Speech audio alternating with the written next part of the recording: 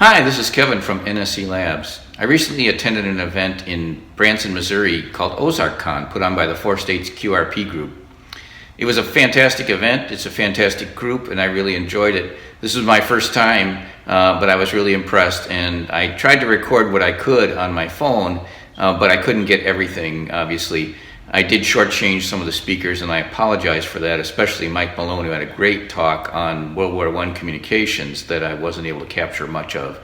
But here's what I did capture, and I hope you enjoy it. So let's go in and see what's happening.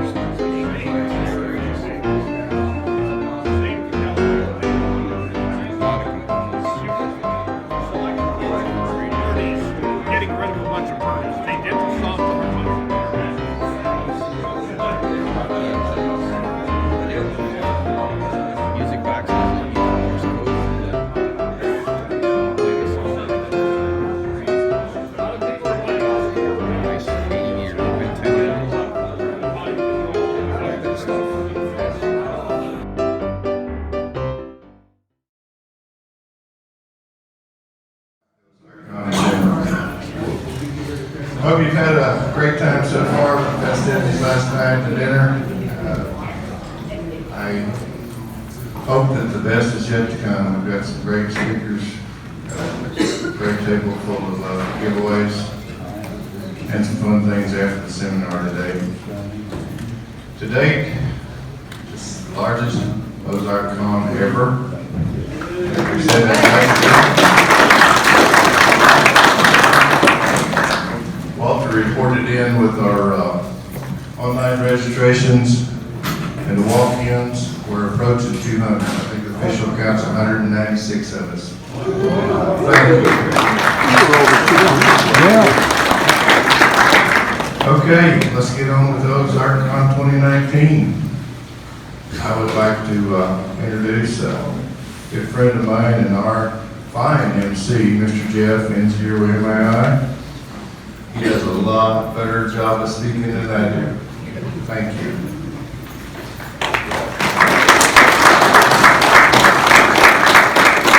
Good morning. You know, last night at the Builders event, how many people were at the Builders event? All right, there's a bunch of 40-meter crickets, so we got to find each other after we get home. So we'll see you on 40 meters today. Saw a lot of old friends already and made some new friends. Saw some guys from the St. Louis area that didn't recognize their names or calls. So it's always fun to kind of get to know folks here. One thing that I took away from that last night was the lesson that the more times we can welcome people and find out who's mildly interested in radio or just getting started, and extend a hand of welcome and offer for help. This is a great hobby. We shouldn't keep it to ourselves. And the proceedings of the day are all about some of the different aspects of the hobby that everybody finds fascinating. So, without further ado, it's my privilege to introduce our first speaker. Traveled all the way from Texas. So there are four states in the 4 states. Texas is a very close neighbor, and we get a lot of Texans in this organization, this club. So. I asked about his interest in this topic, and he said he's always been fascinated in airplanes and obviously fascinated with wireless communication. Lots of us are very interested in military history and how that overlaps with radio. So without further ado, I'd like to introduce KD5KXF, Mike Malone. Thank you, Mike. Hey, well, good morning. Good morning. Man, I watched this group grow from first time I spoke here, just this little section of chairs. Next time it was, I think they moved the tables back and put some more chairs in. And it's really good to see this group grow. This is the absolute favorite QRP convention that I go to. I like FDIM. You know, we have a little deal in Texas every now and then. This is my favorite.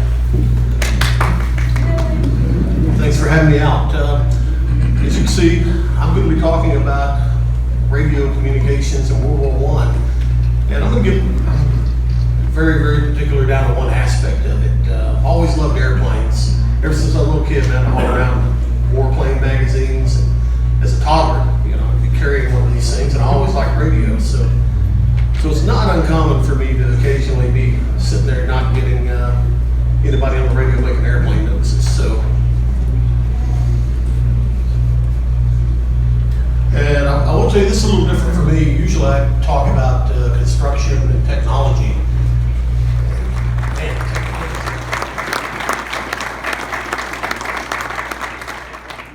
I'd like to thank Mike for the presentation about the World War I technology, and it is my privilege to announce the next Four State QRP kit, the Spark Gap Transmitter Kit.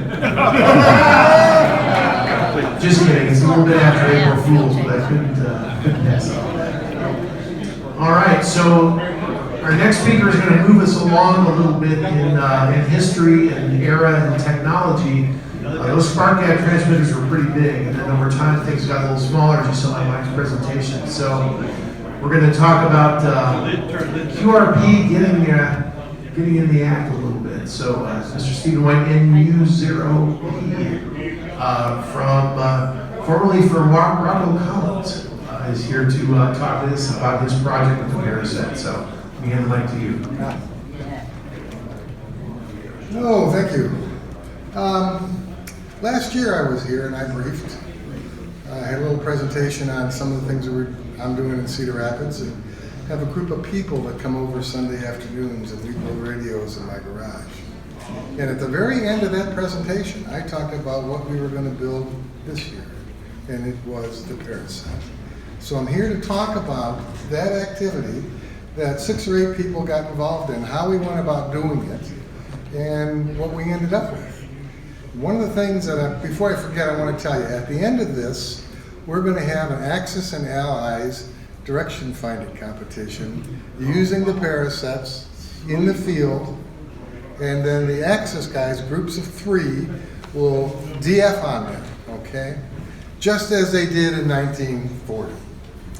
Okay, so this is the Paraset. It's called the Paraset because it's a combination of 2 words, parachute and radio set. So that's where the Paraset term comes from, and it was primarily used by the SOE agents, the Special Operations Executive Agents types. And quite often it's called the Wadden Mark 7, and I'll talk a little bit about that. So this is a British spy radio, if you want to call it that, and it was designed in a town called Wadden, England. The British maps will show you exactly the building that it was designed in. They keep very good track records of everything over there in the UK. The French, it was dropped into France and Norway, and I'm going to tell you a little bit more about the Norway operations, Belgium, and a variety of other occupied countries. There was hundreds of these built, and there's a very few left. After the war, Churchill had them all destroyed. So there's only 2 or 3 of these that the guys who were instructed to destroy them took a couple home in their back pockets. One of which is in the Resistance Museum in Oslo, Norway. This is a 5-watt QRP radio. That's what it puts out. Single tube, a kind of master oscillator, power amplifier kind of a thing. And it uses 3 tubes, and I'll show you what that looks like.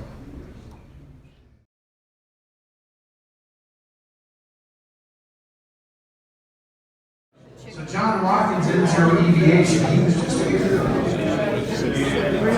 Oh, there it is. So if you are not yet familiar with soda operation, you soon will be. There's a lot of nifty things you can do in ham radio. There's a lot of nifty things you can do in the QRP. Soda is really nice at the intersection of those two. So we're looking forward to hearing from John about this aspect of our hobby. Thanks, John.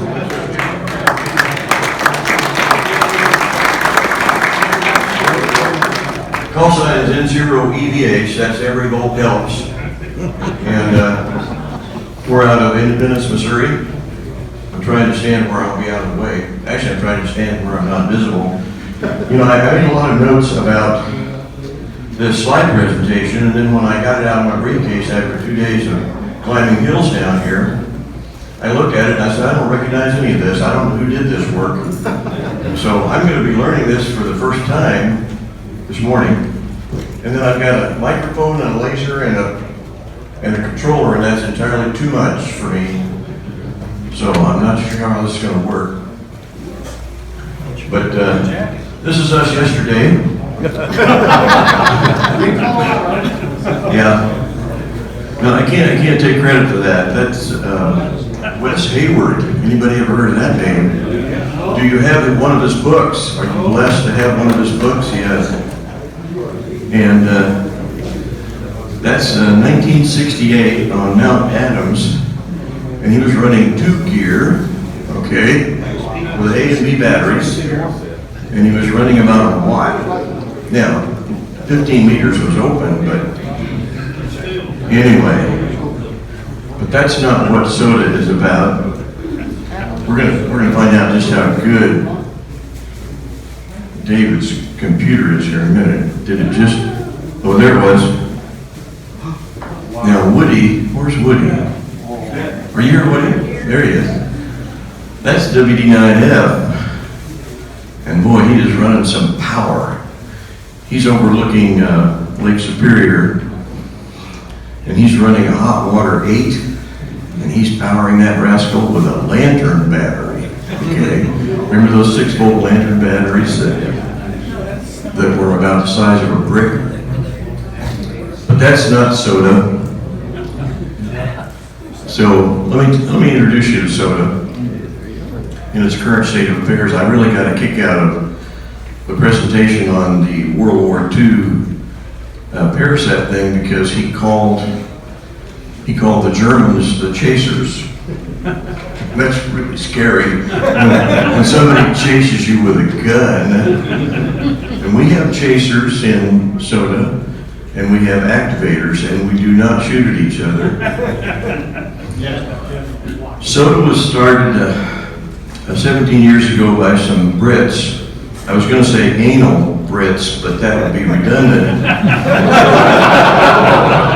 And I can say that because that's where I'm from originally, several generations back. But anyway, they wanted to climb hills in England, and they wanted to get credit for it.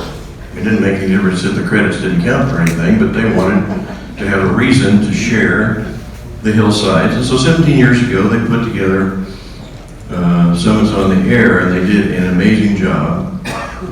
The next person to thank is Bill. Wave your hand, Bill. Bill heard about soda, and you couldn't get your state approved to be on the soda list unless you got it organized, wrote some documents, identified the summits, and so on and so on. And it was a thankless job, but we are thanking him now. And so 6 years ago, W0M, which is the Association for the State of Missouri, was begun by Bill. So then I have to thank Gary. I think it's a thank you, but he infected me with soda at OzarkCon 5 years ago. We got up on a hill on the other side of Branson. We sat down, threw some wires up, and I said, whose call sign do I use? He says, yours. I said, okay. I didn't even know whether I was supposed to activate with his because he was there. And then I have to thank Frank K0MQO, because he retired just to be my partner in crime, and I appreciate that. Introduce this one. In case you missed it this morning, there was a bulletin that came in from the AWRL on 40 meter CW, and I'll read it to you. It's really important. To all amateur radio operators, boy. Stop fighting. I won't touch it. Okay, there you go. To all amateur radio operators, don't let the absence of sunspots dictate your 2019 radio fun. We are going to have field day operations on a daily basis. The first one up is this week for WD9F Woody, who will be operating portable in the state of Arkansas on soda summits. The old field day rules are out the window. Now pick your day, your mode, and your soda location, and when you're ready, we will drop a 1-hour field day in your lap. You don't have to worry about holding a frequency because you will own it like a boss. Now that's obviously fake. I took the field bulletin from this past field day and I modified it about 90% to get there, but this captures the essence of Summits on the Air. You get to pick the day that the event takes place. You get to choose, and you get to choose the time of day, the day of the week. You get to choose everything. It doesn't have to be the next to the last weekend in June. It doesn't have to be a Wednesday night sprint. It doesn't have to be an all-day weekend worldwide CQ event. You get to pick what it is, and you're in control. So that's the neat thing about soda that makes it unique. It's an award system, essentially, that encourages people to chase. So you get some credit when you work that goat. We call them goats. What did the Parasite guy call them mules, didn't he? Mule has a different connotation today. Soda is totally around the world. There's 148 associations, 140,000 summits have been put into the system. There's been something like 4 million QSOs made from summits in the last few years. Closer to home, in the United States, we have 46 states without summits, or 46 with and 4 without. Can anybody name the 4 that don't have summits? Kansas, Iowa doesn't, but it may. Florida. Well, there's a bridge down there that might qualify. So you can't get a worked off states with summits on the air, but you can have fun. There are 7,000 chasers that are enrolled in the event, and there's 7,000 activators, and there's about 4,000 that like to do both. They like to do full duplex. And the last thing about soda that's really cool is that you can adjust the cardio to radio ratio. Now, Paula, where's Paula? Paula's ratio of cardio to radio is about 10-to-1. My ratio is about even up, about 1-to-1. And, but that's your choice, and that's the cool thing about the event. So I'm going to talk about the fiberglass antenna mast for operating portable. And the first thing you know is if you buy the cheap $10 Chinese one, it comes in a little cloth case. That cloth case was just designed for shipping. From rubbering them together, they will not last any time at all in the field, and they will wear through. So what I did here was I took the original fabric. Thank you. I took the original fabric and I used it to make a pattern to make a new sleeve for that. And this is made out of a batik fabric, which is a very tightly wound cotton. So it has extra strength, and I got a double layer inside to protect the top where it usually wears through. On the bottom, I've added some padding to keep it from dropping in. What's the first thing you do when you have a pole and you're in the field? You lose the cap. So drill a little hole on it, put a string cord in it there, and then tape it off to the side of your pole there, so you've got that. When you get these new, they come from the factory, they're dirty inside. So you take the bottom off, unscrew that cap, and you drop it out and you go and you clean off all your sections. Take them all out, they all telescope out, they'll all drop out. Clean all the grime and grit off of there, and then it'll do a better job of locking when you're in the field. So the next thing you do is when you're in the field, and you've got this this $10 little pole, it's very, very thin and flimsy at the top, is you break off the tip. So what you can do is as you break those tips off, you can go into your Bass Pro Shop or your fishing shop, and they will be able to measure the width of that pole at the end there, and they can give you a tip that will fit on there. and then you can hot glue that tip into place and heat shrink it. When you do this, you must make sure that you've got it still in the pole telescope, because this won't go in anymore. You won't be able to get it back through, so remember that. I've added a ring here and a little clip so that when you're putting up your little wire antenna there, you can just clip it in, okay? This is a jackknife pole. This is a big beast. This will go up to 31 feet. The other one comes at 20.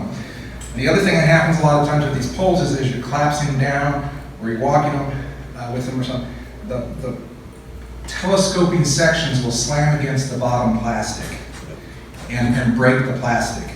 So what you do is you get some fabric and you get some batting.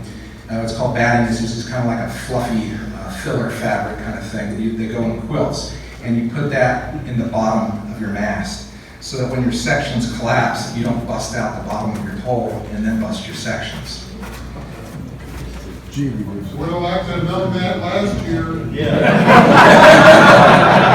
Where were you last year? Come on. So then the other thing I do is I keep a Ziploc baggie with each mast, and in that mast I have the appropriate stakes, and I usually try and keep 5 stakes in there. But 3 of them is to set up the pole, erect it, and the other one is to hold the antenna down at the other end. The other one is a strain relief for the antenna at the rig side. I've got some reflective cord here. And so it's reflective and it's bright orange, so you can see it day and night. And it's just this is a cranberry juice lid. Some people might have those in their fridge. And I've drilled a hole out in here so that it will slide right down over the telescoping mast and fit on it snugly. And I have got a little extra length of cord here for running the antenna. For the big pole, I've got some winders here for the cord on it because it needs more. And what I've done on it is I've taken a key fob, got 3 key fobs, and this is the ring around them, and I put the 3 legs out there, and you just slide this down over the pole, and then you use the carabiners from the key fob on the ends of your cord, so you can just clip it in. And I've got adjusters on the ends of the cord too. I use a little bit more substantial stakes. These are super lightweight aluminum, and I've got some additional cord for my wire antenna. Some other options that some friends told me about too is you get these night eyes, twist ties. So if you get to an area where you've got like a 4x4 post in the ground or a sign, like parking sign or something like that, you can use these to twist around. If you need a little bit more, I made these straps here. This is like a heavy cotton duck webbing. Don't use the inexpensive nylon stuff that is way too slick. You put any amount of pressure on them from the inside and they just fall over and open. You ask me how I know. But these are nice and super solid and pulling tight against the 4x4 pole. So that's a fiberglass mast in a nutshell. If you got any questions, stop by and talk to me. Wow, fantastic. Thank you very much. In 6 minutes. Lots of us are builders. Many of us aspire to be able to do things like drawing schematics using our computer or perhaps PC board design. 3D printing is something that's really taken over little corners of our hobby and making inroads. So we've really got a treat here for the next 90 minutes or so. We're going to be hearing from, hello, Barry. There you go. Barry Bulow, W0IY. So welcome to the stage. Thank you. Thank you. So, a little logistics thing. Is it possible to turn out some of the lights here? Maybe the screen's kind of okay if you're looking at people in a picture waving from the mountaintop, but it's a little harder to see the CAD up there. Okay, is that better? All right, and I'm going to sit down here so you only see the top of my shiny head in a minute. I'm going to talk about a program that is a CAD tool. It does schematic capture. It does circuit board layout. Okay, and it is KICAD, just like it says here. And sometimes you have to look at your shirt. I got this other thing here. this is how, I turn this on in the morning and then I can read it and, oh yeah, I'm Barry.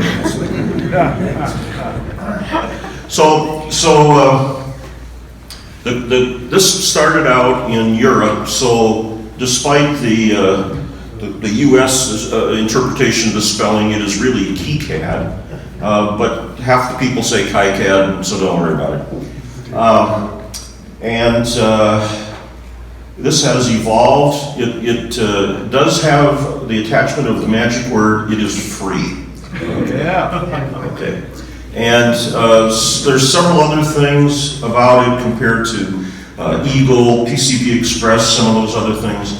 There's no limitations on board size. It generates real Gerber files, so you can go to any board house you want on the web. It does a lot of standard things very nicely. It'll spit out a PDF of the schematic, so you can mail your buddies a PDF. Okay, so this is just a simple 3-terminal regulator. And we're going to take this from drawing it to generating a net list. And a net list is a text file, but it says things like this connector, pin 2, goes to this capacitor, this to the capacitor, this input to the 3-terminal regulator, that sort of thing. So it's an explicit list. And then once you have that net list, you go into another step where you associate parts with that. You can take this single schematic and you can make 2 entirely different circuit boards from it. One of which will be through hole and one of which will be surface mount. But you only need one schematic, but you associate parts. For those, how many folks have done Eagle? Okay, that's a smaller number than I expected. Okay, so in Eagle, when you put down a resistor, you had to say right away up front, it's a through hole, quarter watt, eighth watt, blah, blah, whatever it was. Okay, with this one, there's the schematic, and it has literally nothing to do with the implementation in component size, I should say. So that's a separate piece. Then we'll go do a circuit board layout, and we'll generate some Gerber files.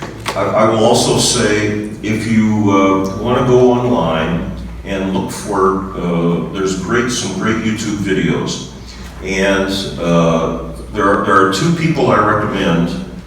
One is Chris Gamble, and he represents himself as Contextual Electronics, and he's in Chicago. And the other guy is Sean, whose last name escapes me, and he does videos that are sponsored by DigiKey. And so if you see references to DigiKey, those are both good video presenters. Now, in the last year, KiCad has evolved to version 5. A whole lot of the prior YouTube videos, if it's more than a year old, basically don't watch it, because that was about version 4 or something prior, and there were enough minor changes that you might stumble. I would highly recommend that it say version 5, and basically if it was done before 2018, don't watch it. Study about in advance was these 2 gentlemen. They were talking about something that I'm very interested in, which is DMR, digital mobile radio.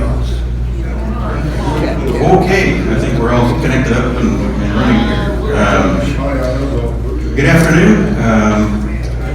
Welcome to our talk on DMR. My name is John Lucas, K0JDL, and I'm currently president of the Flint Hills Amateur Radio Club of Butler County, Kansas. And with me today is Will Osborne, K0WDO, also a Flint Hills member, and as it happens, our resident DMR pioneer. He's kind of led our entrance into DMR in our club. So before we get rolling, I'd kind of like to get a show of hands. How many of you in the room have used or are currently using DMR? Oh my goodness. How about that? Well, that's going to make my job easier. Okay, very good. So I assume the rest of you have heard of it and are just kind of interested in learning a little more about it and just kind of waiting to take the plunge in it. So kind of what we hope to accomplish here is to just lay a kind of a groundwork, a foundation of an understanding of DMR and what it involves, and hopefully provide you with enough information that you can join your friends who are Four States members who are already using their very own dedicated DMR talk group.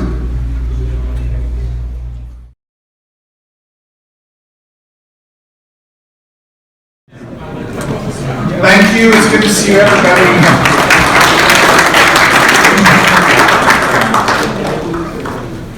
I'm going to breach etiquette and have a brief commercial message. Okay. Aside from everything that I do for Four States, I do have my own little enterprise. And when Four States kits are retired, I pick them up and continue to support them. And so you can find them on eBay, etc. And in so doing, I make a little money for myself, which I used for travel expenses and development costs for new kits. I firewall my ham radio expenses from family expenses, and that keeps peace in the household. It's an important consideration. Now, I will mention that I do have a little nifty thing here, which is something that I've come across. I've got some Kevlar reinforced antenna wire, and there's some samples available out there at the registration booth, 75-foot pieces. This has got a Kevlar core with a wrap of 6 strands of wire over that inside a UV-resistant core.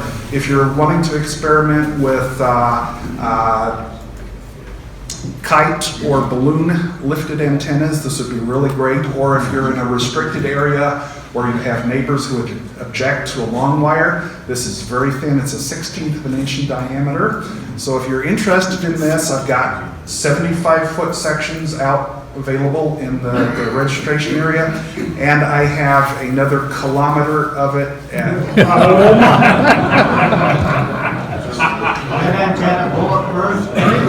the bullet isn't going to hit it, it's so tiny. But I thrill every year at being able to talk about the stuff that I love, which is the new stuff that we've come out with in the past year. And in the past year, we have... Clink. Yes. I don't have it turned on. Yeah. Just want to talk about the overall philosophy of the Four States kits that has guided us in the past few years. We have a very specific niche within the QRP community. We're not a purely commercial enterprise like some guys on the West Coast and the East Coast. We are still considered a nonprofit. And as such, we have no salaried staff. We are operating on a volunteer basis. And the purpose of the money that we raise is, number one, to support OzarkCon, which is, I think, best QRP convention in the US.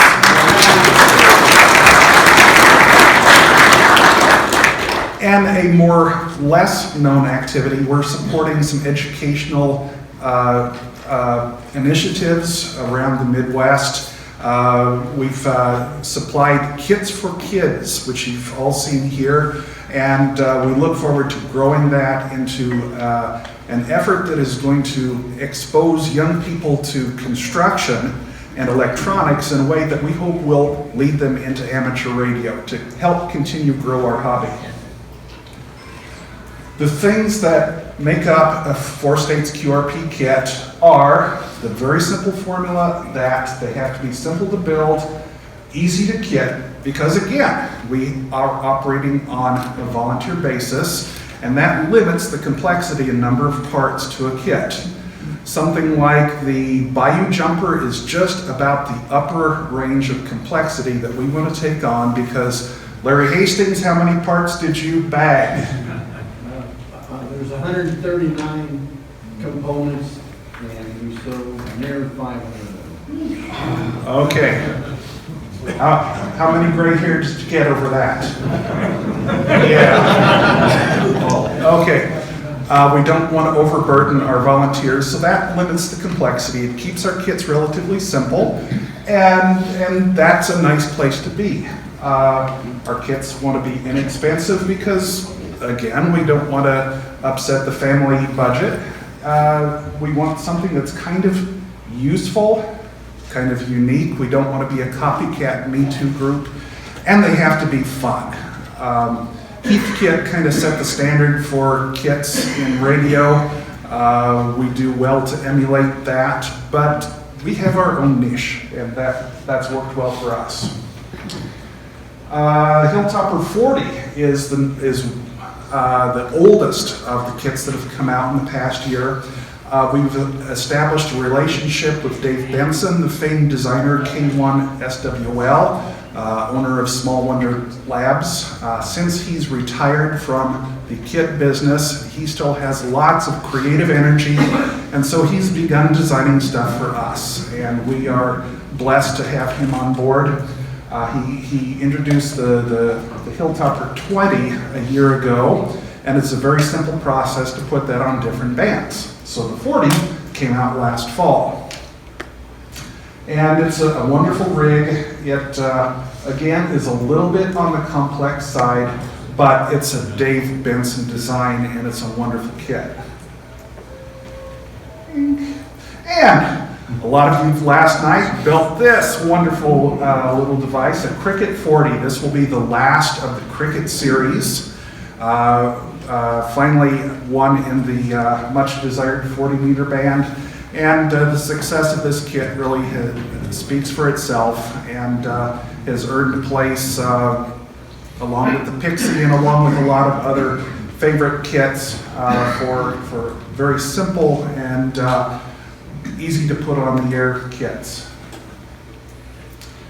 Another one, which is newly released, is a high pass filter.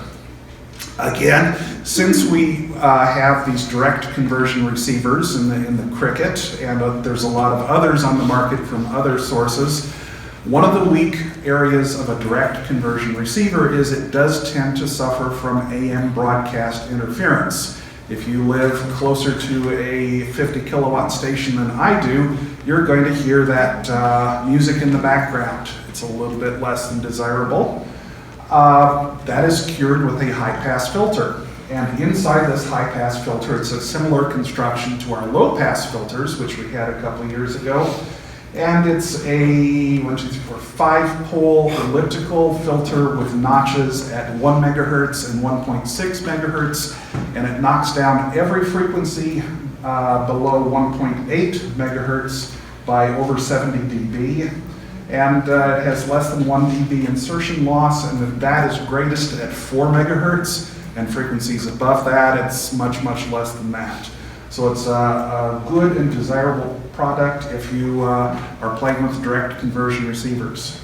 This is the set of curves. You can see that we have the notches here at 1 and 1.6 megahertz, and that's the pass band attenuation. Very, very little, and you can see that little bit of insertion loss right there at 4 megahertz.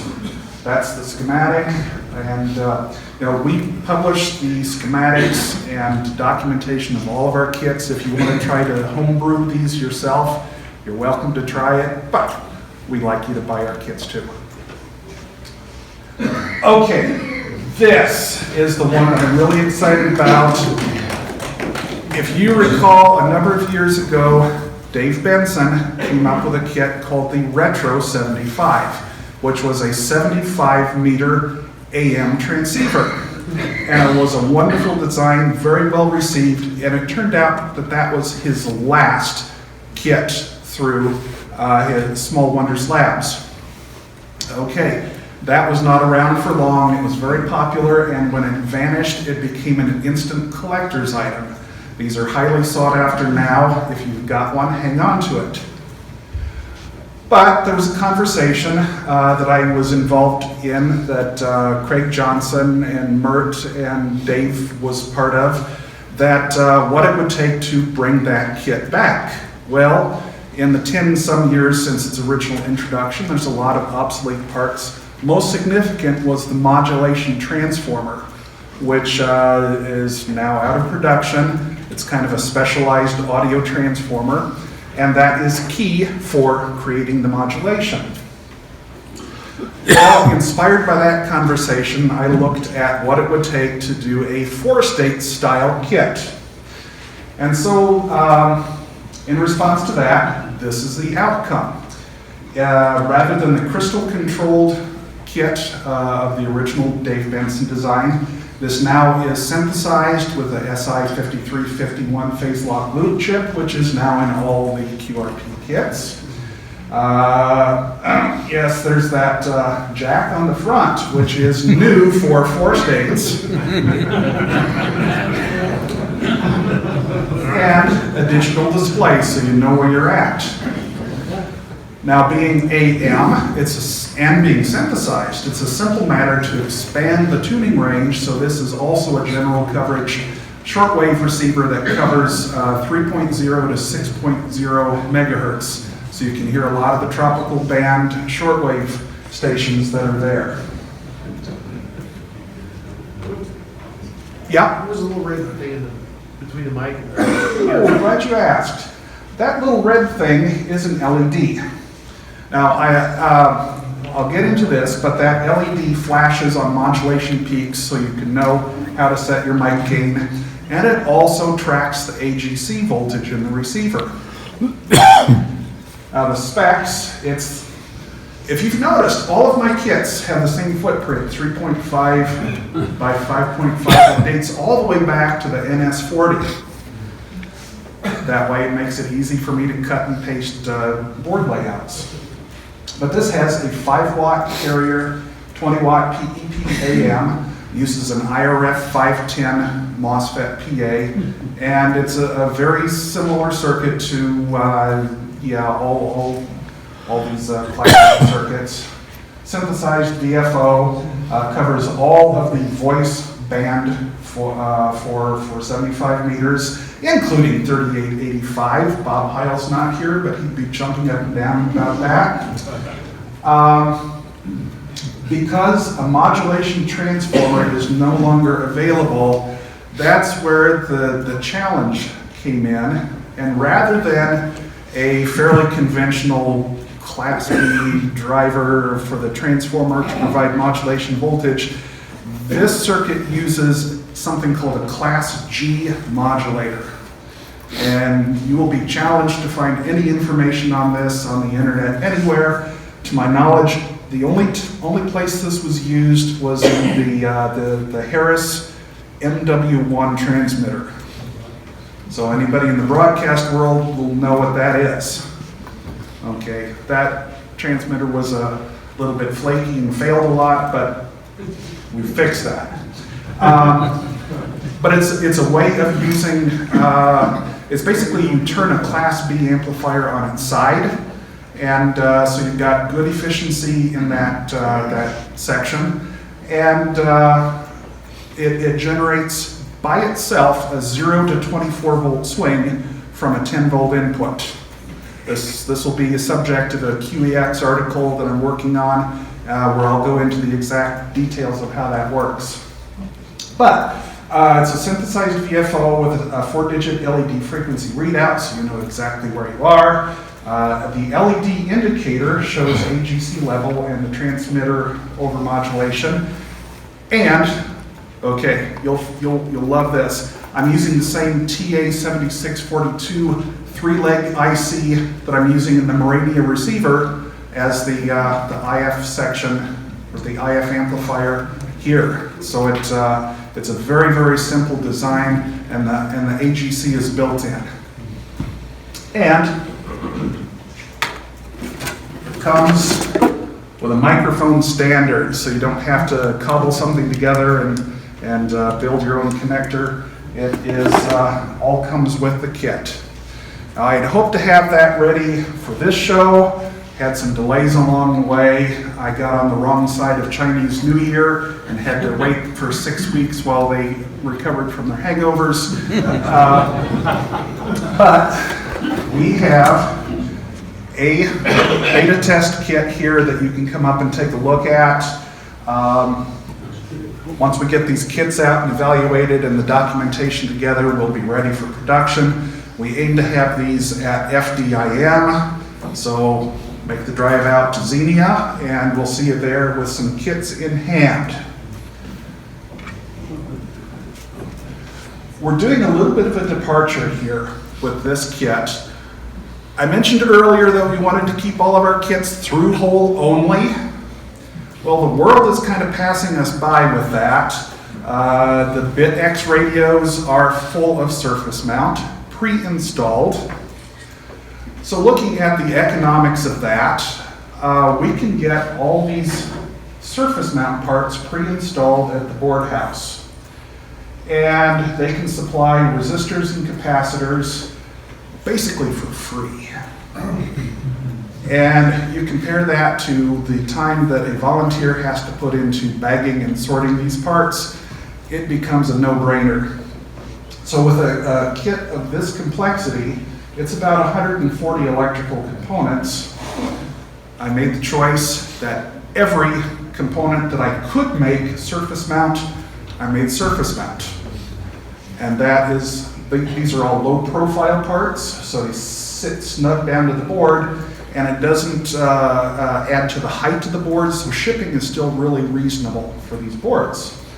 But what we do make through hole is all the electrolytic capacitors, connectors, switches, the power components, the IF filter components, which stick up above the board.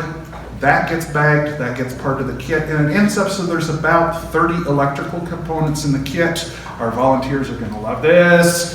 It's easy for our kidders to put together. There's about 30 hardware components that get kitted. So realistically, this is a one-day kit, one-day assembly. If you've got a rainy Saturday, you can put it together and have it on the air.